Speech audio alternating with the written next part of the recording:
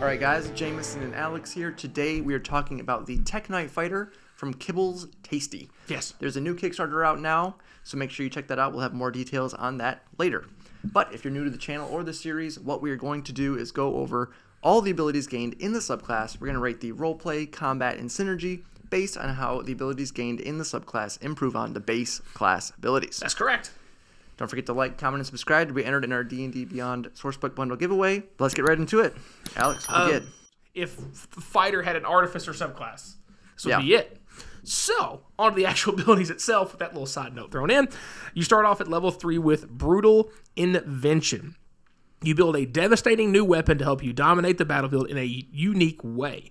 You can build one weapon of your choice from the above list. You've got a chain blade, a ramming gauntlet, a repeating hand crossbow, ricocheting weapon, and a transforming weapon.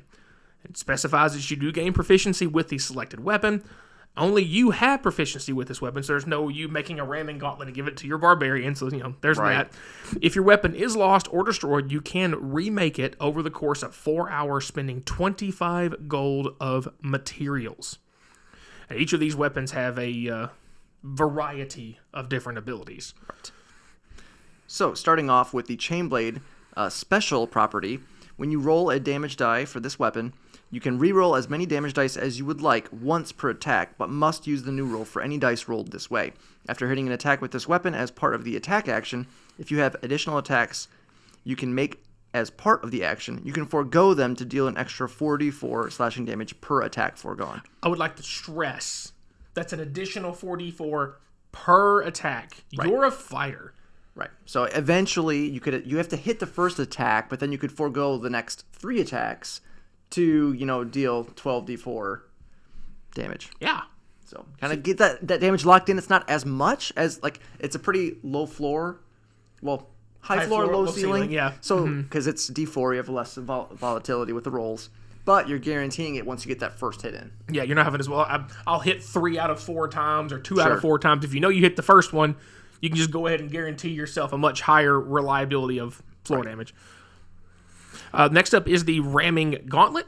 When you make an attack roll, you can choose to forego adding your proficiency bonus to the attack roll. If the attack hits, you can add double your proficiency bonus to the damage roll.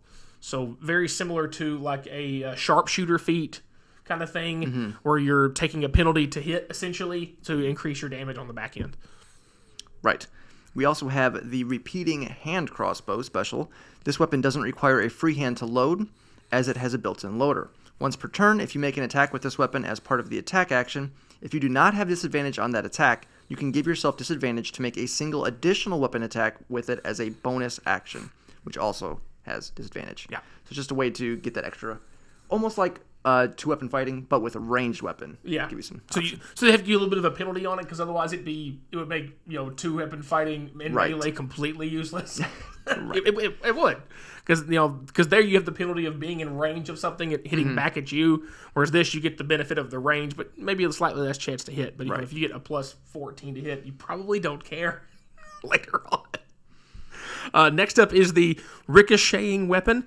When this weapon is thrown, you can target 2 creatures within 10 feet of each other, using the same attack roll and damage roll for both targets. The damage dealt is halved for targets hit after the first.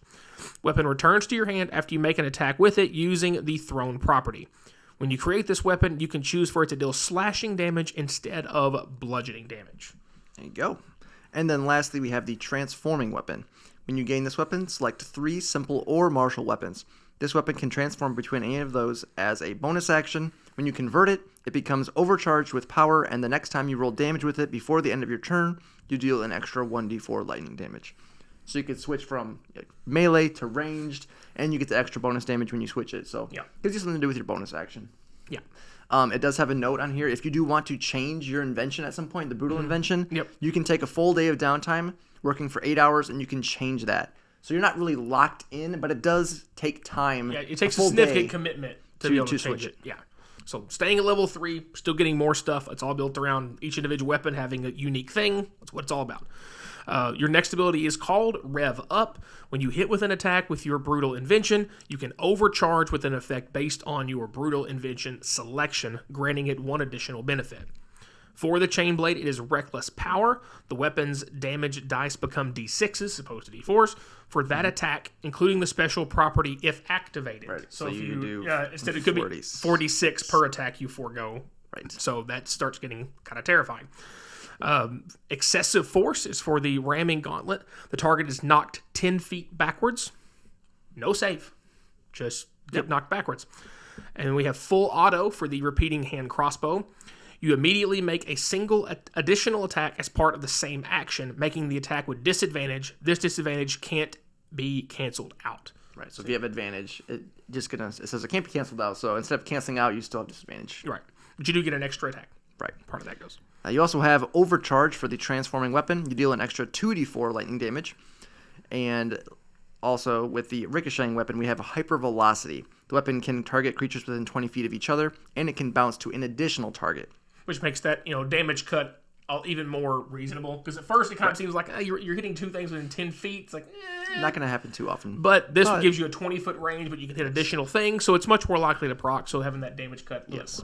And the thing to keep it in line is you can use this ability a number of times equal to your intelligence modifier, regaining all uses on a short or long rest. It is short. So again, Artificer Fighter. If you focus in on the intelligence, you're going to be paid off for pretty much. Yeah.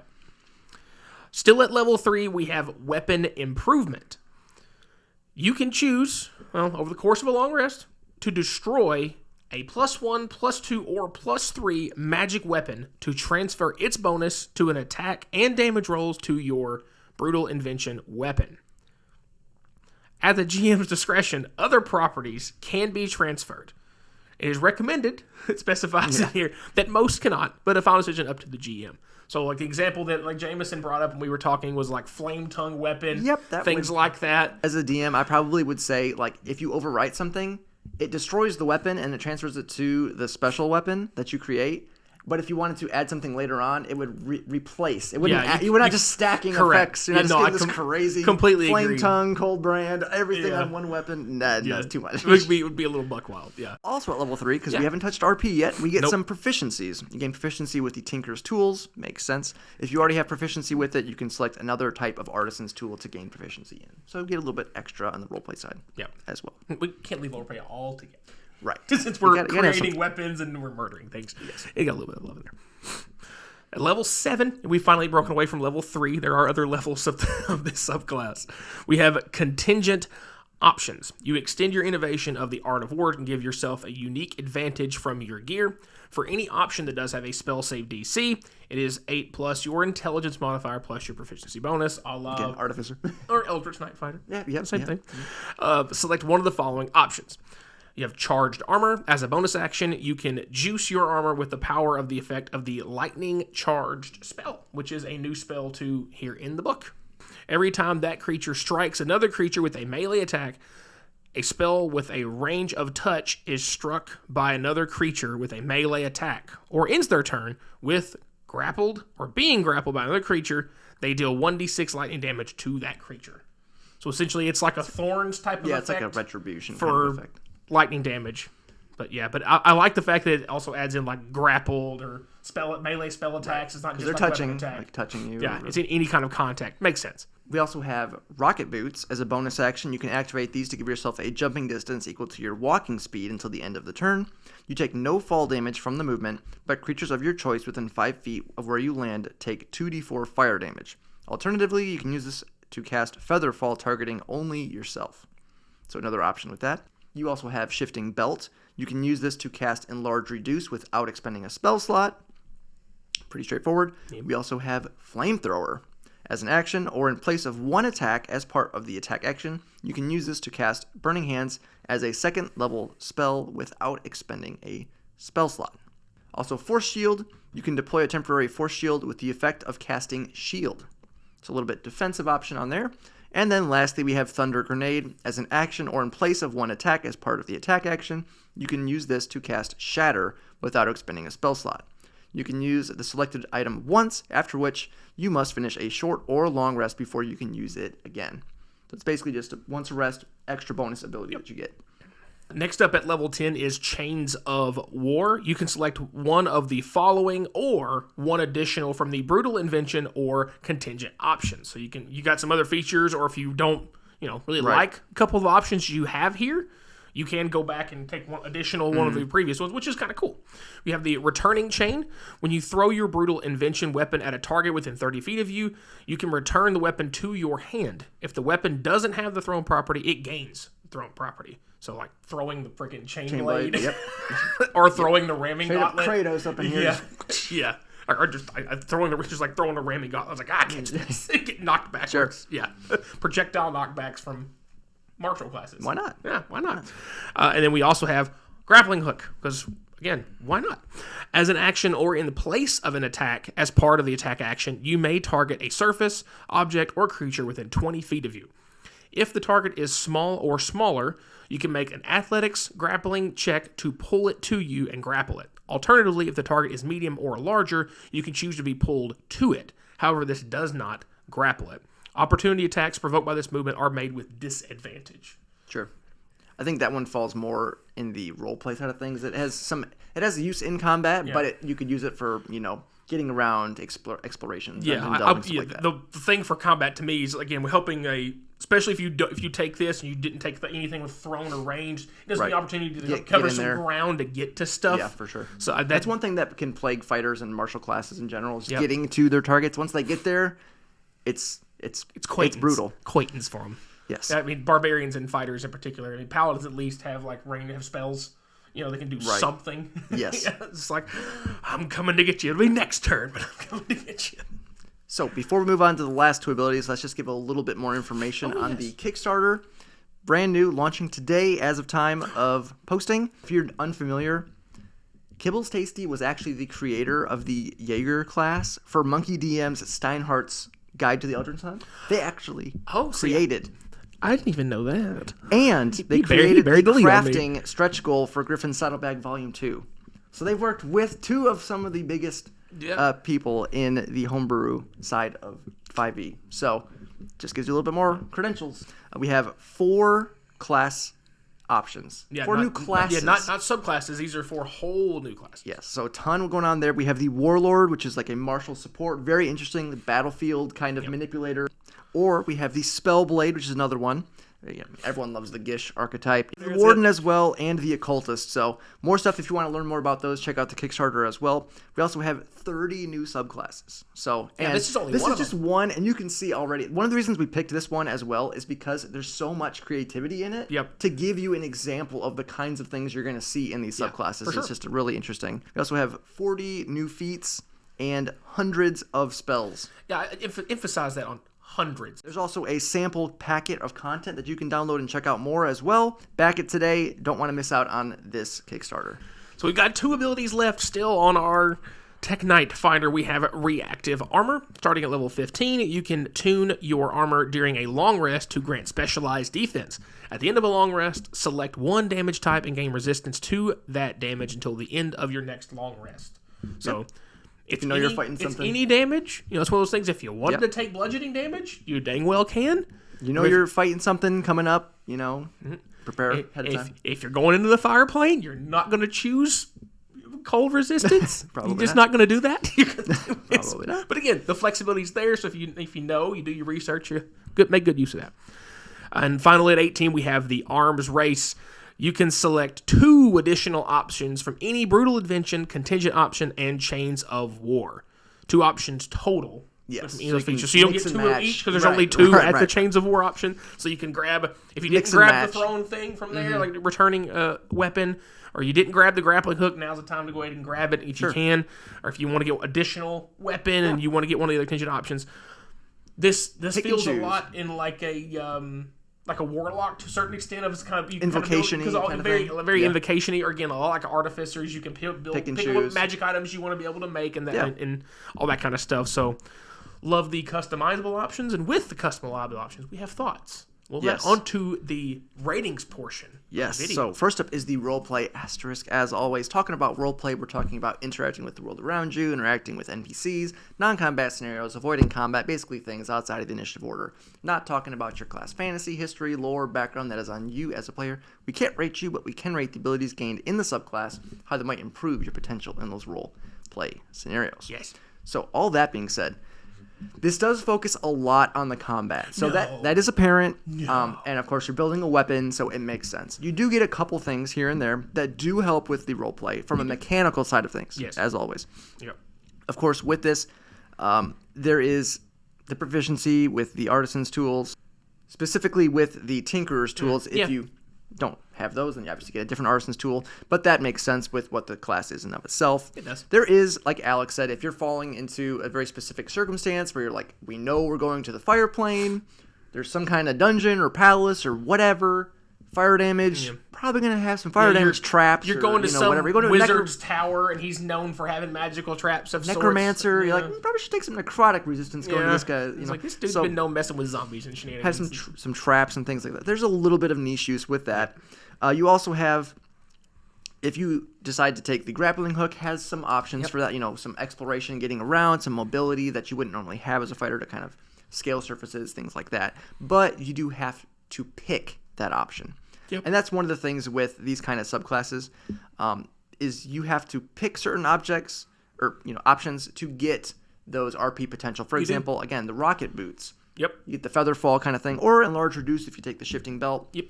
But if you don't choose either of those, then you're not going to get the RP value from those, but you're giving that up for a combat side of things. You can build more in the roleplay if you decide to, but it does skew more in the combat side of things. So we went with a 2.5 on roleplay for this subclass. Again, if you chose all RP options, it could bump up for sure. Yeah. If you decided to focus more on that. And the last thing, I love the flavor thing they throw at the end with the Tech Knight quirks. They kind of give you some ideas. Yes, the table. Again, that kind of help. Okay, if you have some interesting little character quirk, like you daydream about explosions, it's like, I do. Yes. Fair. They do have the table there. I do like the table. It is nice, but it is a flavor thing. Yeah, it's not a mechanical thing. We don't break that into scoring. I just brought that up as I do like that's there. Yes. I do appreciate it. Yeah. On the combat side of things, clearly when you're dealing with it's a fighter first of all. It's just going to be geared toward combat most of the time. Yep. And when the first thing is called brutal inventions, yes, it is invention, but it's not everything you're making is weapons. Again, it feels like artificer warlock built into a fighter as far as the way you can build it from the ground up. You can pick your weapons. You can choose your fighting style, but you're not the actual mechanical term, the fighting style, but how you want to play the character in a couple of different ways.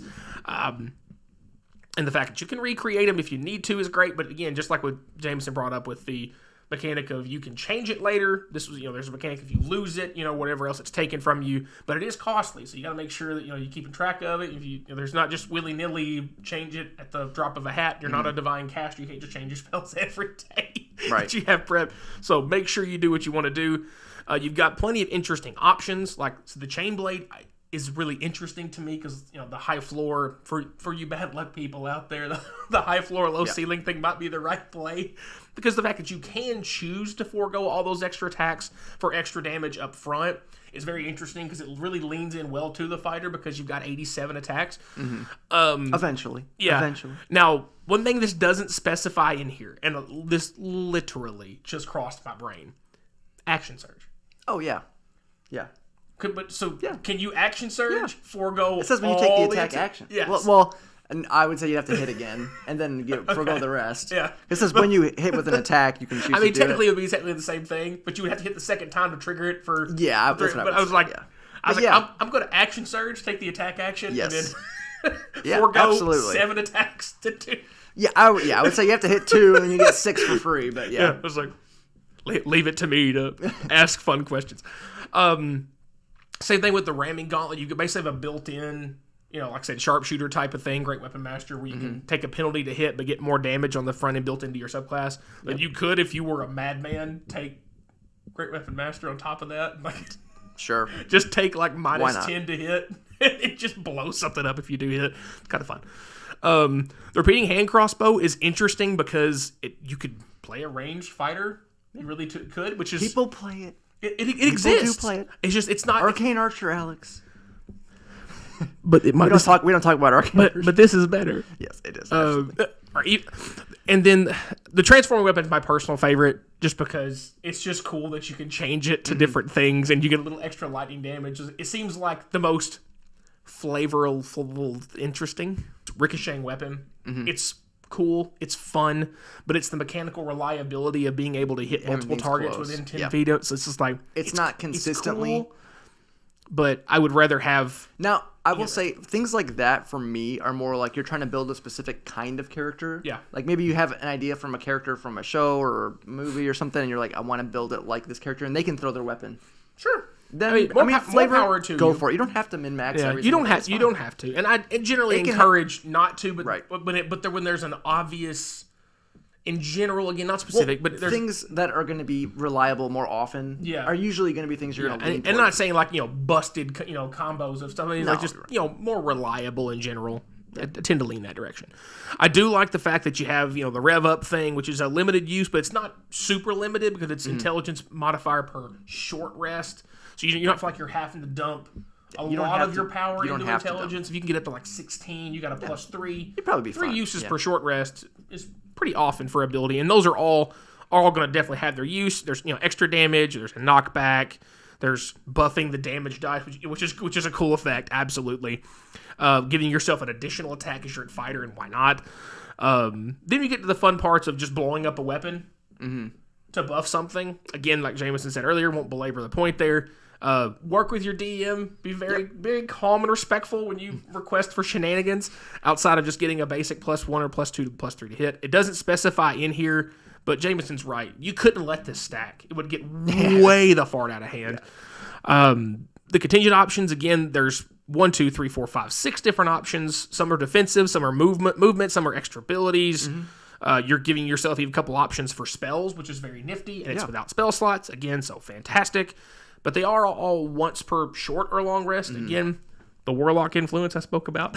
With all the short rest rejuves, of course. Then the returning chain is cool. Gives you an option to have a thrown weapon. So you could be throwing your ramming gauntlet, or throwing the chain blade or throwing the transforming weapon for the extra lightning damage and stuff. Sounds so much fun. Then the grappling hook, like I said, more RP, but definitely has a use to let you get to somebody. Yeah. Heaven forbid if you find something that's small that you can grab and scorpion them to you. Yep. If you don't say get over here when you do that, it's on you. We're not friends anymore. You have to. And of course, the last two things are just giving you a damage resistance. Not necessarily exciting, but the fact that you can change it once every day is fantastic. Nice. And then the last thing is just letting you pick 2 more of the options you've already had. So further diversifying your options. All that is great. The only limitations to this are, there are multiple things that are limited per short rest or per not your primary stat with intelligence-based things. Again, good lord, this multi-classed into Artificer, or Artificer dips 3 levels of this. Sure. Gets 17 kinds of terrifying in my brain for how complicated a character that would be to play. Just like Barbarian, just for like Reckless and stuff. Or that too. I just think with like maximizing that intelligence, not having to feel like you're wasting too much in there. So with all of that there's plenty of options that you get to pick from, customizable there. The limitations there are, short rest reliabilities, either from, it's based on your intelligence or it's just once per short rest anyway. So we went with a 4.5 out of a possible 5. There's, again, so many options. You can play it however you want to, and that's maybe the most interesting thing is you could have 3 different people playing all the same subclass, and they could all be playing something completely different, which is very interesting, but there is a small bit of limitation to it, so 4.5. Yes. Going on to the synergy side, I mean, Alex did a very thorough job in the combat. I'm probably too thorough at times. I mean, with this, there is some great internal synergy. Obviously, you're getting... I knew I was going to bump this at least once. With it, you get, your original weapon, and then you're getting stacking abilities on top of it as you level up. So it's getting that kind of effective scaling. Also, some of these things are when you take the attack action. You're a fighter. You're scaling up. You're getting more attacks as Is there you get anything higher else level. You do more as a fighter? No. Right. Also, Action Surge, of course, synergizes with like everything. Depending on what option you take, you get options for bonus action as well. You get defensive options to help you survive at higher levels. You can improve the weapon. One thing with some of these subclasses that give you options to create like armor or create weapons or stuff like that is magic items kind of fall off the wayside when you do that. With this, it gives you the option to be able to like break it down and add the effects onto your special weapon that your whole class is built around. So you're not just foregoing a whole, magic item type. You get some, again, versatility, lots of options, as we spoke about. There is some limitations with the short rest, for some of the abilities, especially the contingent options, because there are, only one per short rest. And with the special rev up options that you get early on, it is intelligence modifier, but it's per short rest. Yeah. So that there is this slight hesitation with intelligence being mad, 20 multi-ability score dependencies. Yep. But you're getting it on short rest, so you don't feel like you have to maximize it. You could probably get away with, a 14 intelligence. Starting out for sure. A couple, it could be your third stat, and you wouldn't even feel that bad about it. Now, is it optimized? No. Maybe not. Yeah. A really high floor. I mean, if you maximize out your intelligence and stuff, you could have a really high ceiling as well. Yeah. But you have to give up stats to do so. So there's a cost to that. Yeah, this is, again, we've had a common run of a lot of these, I think, lately. But it's one of those, if you can maximize it, you choose well, catch a little bit of luck with what you're fighting, and strategize it well. This could have a high ceiling with a high skill ceiling too to maximize. A little bit of luck too if you're going chain blade and you hit that first attack versus if you make 4 attacks and the first 2 miss. You're like, well, the third one hits, you get the fourth one free. Yeah. If you hit the first one, it's like, bingo, baby. Like, we're going in. So there is that as well to think about. Heaven forbid you crit the first one. Yeah, it gets interesting with that. I mean, it's technically a damage roll. I mean, adding 8d4. I'm foregoing all 3 of my extra attacks. I'm just going to add 8d4 per one. I will say too, though, you do give up your modifier to do so. This is true. So there is that as well. We stress that is a extremely high floor, low ceiling play. You're You're giving up that extra free, proficiency bonus damage or modifier damage. Yeah. For the guaranteed damage that you can lock in. You hit the first time. It's one of those things like if you're fighting someone with a ton of AC or you've had your chance to hit knocked by some debuff and you do hit first, like I ain't messing around hoping I hit him again. Right. Especially if it's early on and you're fight something that just happens to have a heavy armor class but not a lot of health. Because those do exist and those are kind of fun. He's only got 40 health, but he's got an AC of 19. But you know what's fun is rolling a bunch of dice. There is. Especially. So all that being said, we went with a 4.5 on the synergy as well. Yep. Great options, versatility, very strong early presence, which I think skews to be more important as we mentioned time and time again. Campaigns don't tend to go too high in the leveling process, so having your main core abilities early on is very important, and this does that very well. I will stress again, this because of that having so much this gives you mechanically by 3rd level. It creates a lot of fun multi-class opportunities to dip into this for 3 levels. Was it Kensai Monk? Yeah. And then could you choose your variant weapon as a monk weapon? But yeah, really interesting, fun subclass for sure. High quality art, love it.